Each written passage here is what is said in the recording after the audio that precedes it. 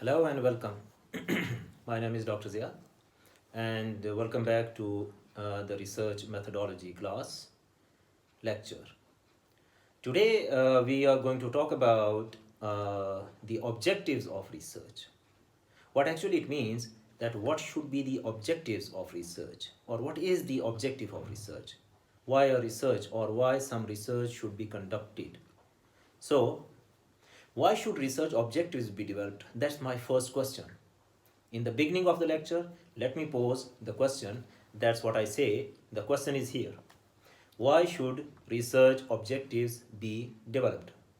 In the beginning, I would request you to answer your inputs in the below comments here.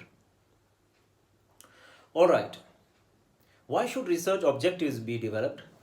I would tell you there are three important points, three important aspects which we need to consider that help to develop research objectives and that help why a research should be undertaken. Number one, that's what I call FAO. Number one is focus. Number two is avoid. Number three, organize. A research should be undertaken because it helps you to focus. It helps you to avoid. It helps you to organize. Now let's go in detail what it helps you to focus on. It helps you to focus on the study, means narrowing it down to essentials, means narrowing your research down to the basics of your research, the basic phenomena, the basic fundamental of your research. So, number one aspect which the research serves, which the research objectives serve, is focus. If you have developed the research objectives, the objectives of your research will help you to narrow your research down, to focus your research down. Number one. Number two, avoid.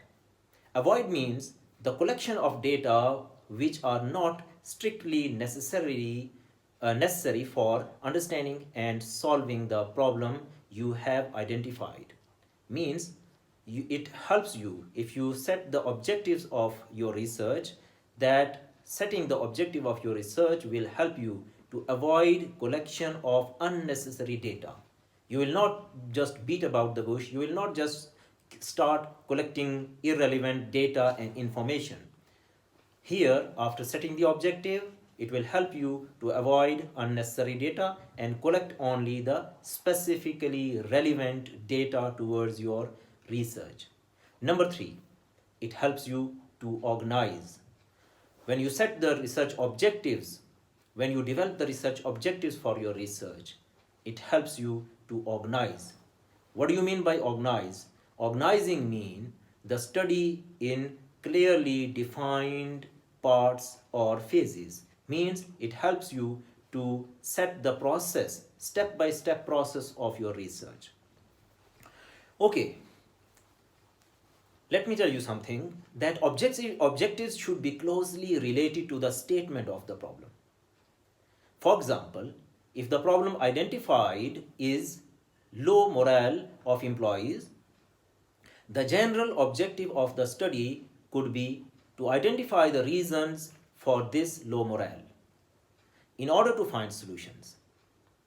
Therefore, specific objectives should systematically address the various aspects of the problem as defined under statement of the problem.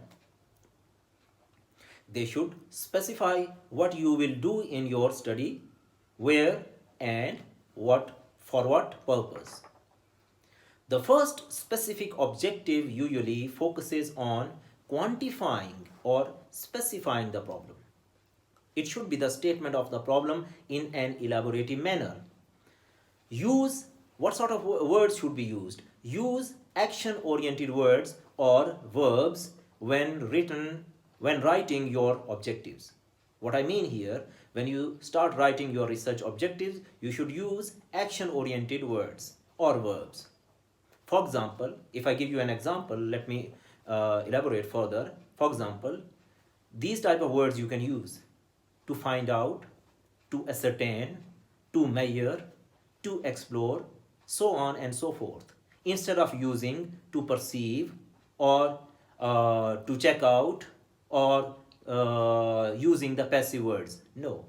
Instead of using passive words or passive verbs or statements or phraseology, you should use active or action oriented words in stating the objectives of your research. Wording of objectives determine types of research design. That's also very important function of the objectives of research. Let me tell you that there is no place for ambiguity, non-specificity, or incompleteness in setting the objectives of your research. My name is Dr. Zia. I thank you very much. If you like this video lecture, do click the like button, subscribe to it, and share with your fellows and friends so that they can also benefit. I thank you very much and see you in next lecture.